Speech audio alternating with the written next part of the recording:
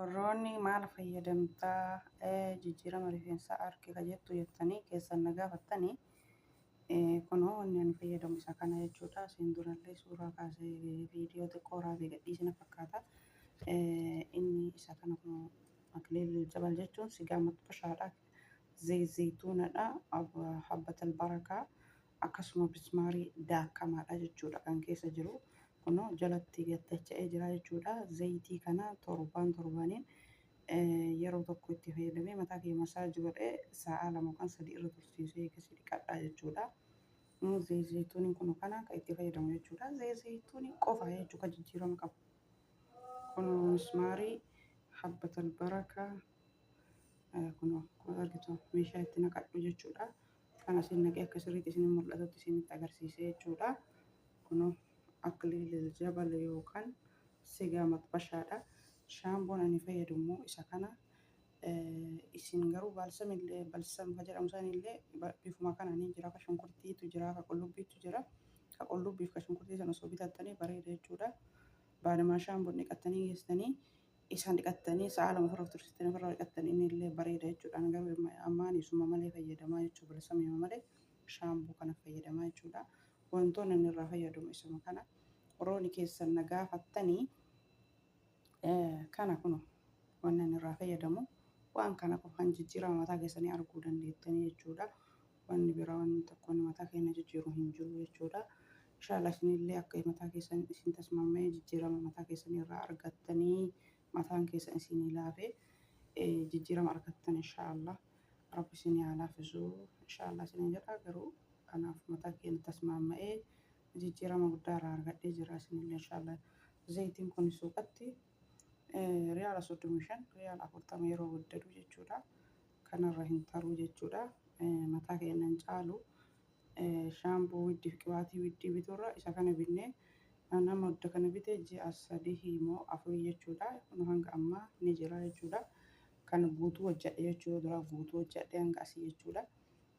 Kunoo jala kana jira dhumu ka'ee yeroo dhumin hojjedha jechuudha. Yani bi'aansu ji'a 4 waan akka hin bittanii jechuudha. Rifeensa keessanii kunuu gahaadha jechuudha. Kana wanni an fayyadamu zayituunii yoo barbaadan kun amma fooliin wanni ta'u baay'ee hin jiru jechuudha. Fooliin yeroo dhiqattanii geessanii mataa filattan zayituunii kana bichaa jechuudha. Isuma kana bichaa xiqquma isii kichanii kan itti dibattanii hojjettanii rakkoo hin qabu jechuudha. Waan akka fooliin qabu jechuudha. Akkasii irraa fayyadama warri keessan bilbiltanii na gaafattan namoonni na beektan jechuudha. Please YouTube kiyya na ilaalaa. YouTube kiyya laayikii godhaa. Ani waan fayyadamurraa viidiyoo isinii hojjedha. Barisintu ilaalle viidiyoo kiyya baay'ee viidiyoo hojjetaa hin jiru. Laalaan jirtanii laayikiin garaa isin nyaata. Koomantiilleen garaa isin nyaata. Viidiyoo kiyya na ilaalaa vaayiraaliin akka bahu. Vaayiraaliin qabu viidiyoon kiyya vaayiraaliin isaa bahan jiru. Laayikiin garaa waan isin nyaateef laayikii godhaa. Akka isinirraa hin hir'atu. Viidiyoon yoo laayikii godhuu didan yoo viidiyoo haraamaa ta'e yoo viidiyoo hin taane ta'e jechuudha malee viidiyoo akkanaa kana yoo laayikii godhanillee wanni namarraa hir'atu takka hin jiru jechuudha. Viidiyoo sirbaa, viidiyoo nama arrabsuu, viidiyoo wantoota hin taane yoo laayikii godhan kana malee dhiisan viidiyoo noormaala yoo laayikii godhan wanni namarraa hir'atu hin jiru.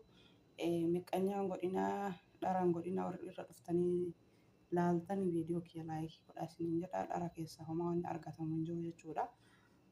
Walwaanyuu yoo taate malee faayidaan biraa hin jiru. Laayikii godhaa warri irra dhuftanii warri hin beekne haarawaa dhuftanii akkamiin laayikii godhanii akkamiin sabiskiraayibii godhan warri jettan immoo sabiskiraayibita jettee gurraachattu san gattuu hixanii jechuudha. Gizee ammallee laayikii akkana qofa ol garagaltu san isii laayikii gootanii jechuudha warri haarawaa dhuftan. Warra hin beekne wallaahi isin irra ilaalu jechuudha. Gariin namaa hin jira jechuudha. Kareeffuu haaraa waa'ee yuutuubii kanaa hin beekne. Anus ijjamarra yeroo biyyaa dhufsan yuutuubii garamiin laayikii godhanii garamiin sabiskiraayibii godhanii wallaahi hin beeku. Jajuun maal godha yeroo awwala biyyarra dhufsan jechuudha. Kanaaf warra hin beekne isin irra ilaalu hin baratanii obshara. Quba akka harkaa akkana ol garagaltu san isii gattuu hixanii jechuudha. Sabiskiraayibii illee ta gurraachattee jirtu san daalachiistanii jechuudha. Hin barattanii obshara isin jedha warroonni.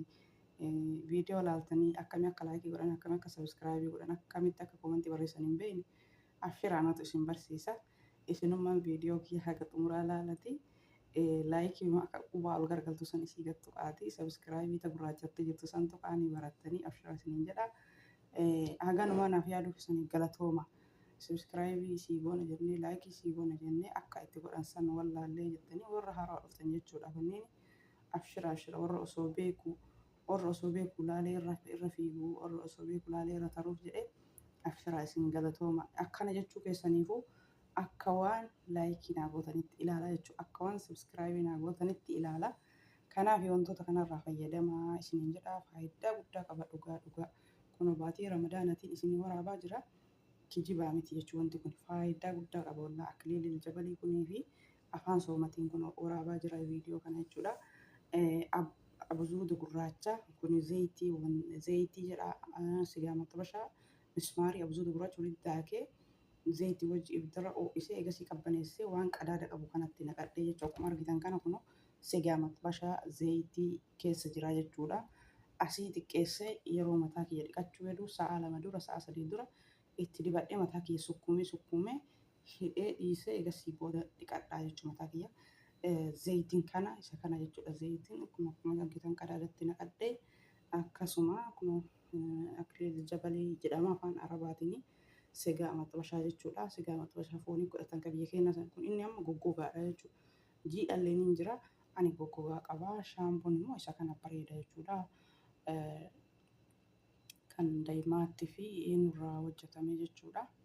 Maali maqaa isaa wanta kana maqaa isaa dagadhee jira akka suura irra jiru kana akkasii shaampoon ana kan tasmaama isa kana isinillee akka tasmaamaa abdii qaba. Abzuuda gurraacha jechuun immoo biyya kanatti habbatal baraka. Gariin madaamii kiyyaan naafiti jedhaanii maaliin afaan arabiitiin jettanii habbatal baraka. Habbatal baraka jettiin arabni jechuudha. Qurunfudiin kun immoo biyya kanatti mismaarii jedhama. Qurunfudii biyya keenyatti qurunfudii arabni mismaarii jettiin yookaan weedii yookaan mismaarii yookaan qurunfudii akkasii isinii gala yaadaa irraa fayyadamaa isiniin jedha. Akkasii inshaallah hordoftoota kiyyaa waan irraa fayyadamu waan isin akka hojjedhu barbaadda waan beekurraa isin hojjechuuf qophiidha. Kana fakkaataa viidiyoon keessatti fayyadamaa. Bye bye. السلام عليكم ورحمة الله وبركاته. سمي هذا زيت زيتون الأكوني هذا زيت زيتون وهذا مسمار هذا مسمار وهذا حبة البركة أو حبة السودة حبة البركة حبة السودة أبزودة قراجة مسمارية جودا كونيمو سيجا مطبشة أكليل الجبل هذا أكليل الجبل هذا كويس مرة أكليل الجبل. وهذا الشامبو حلو ونكنا فكاتا سمية أو شامبو كوني سيجا مطبشة وهذا زيت زيتون هذا مسمار وهذا حبة البركة وهذا أكليل الجبل وهذا الشامبو كله 100 100. هذا سوي خلطة كويس يا سمية.